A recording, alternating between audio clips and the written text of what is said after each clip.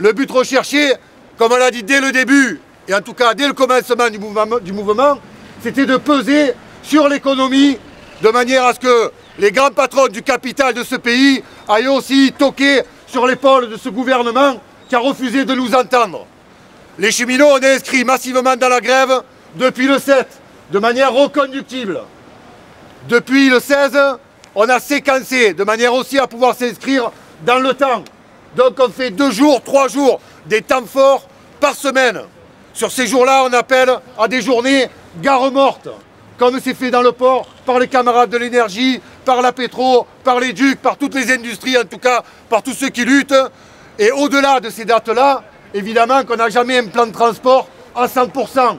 Donc même les jours où ce n'est pas des temps forts, de nombreux cheminots continuent à rester en grève et ne veulent pas reprendre jusqu'au retrait, malgré le fait qu'on est appelé à séquencer, nombreux d'entre eux ne veulent pas reprendre en tout cas.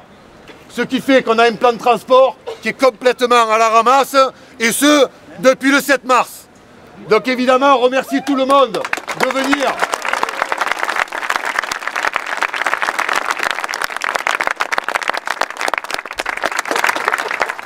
Et camarades, si on veut continuer à peser et aller où ils veulent nous amener, c'est-à-dire sur du long terme, c'est en coordonnant nos actions, comme ça a été fait aujourd'hui.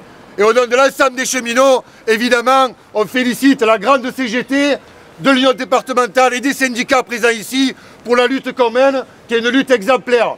Alors on lâche rien, on lâchera rien, ni maintenant, ni demain, tant qu'en tout cas le gouvernement, lui, n'aura pas reculé. Nous, on ne reculera pas. On était déjà contre la réforme des retraites à 62 ans. Il est hors de question qu'on accepte un recul social d'une telle ampleur.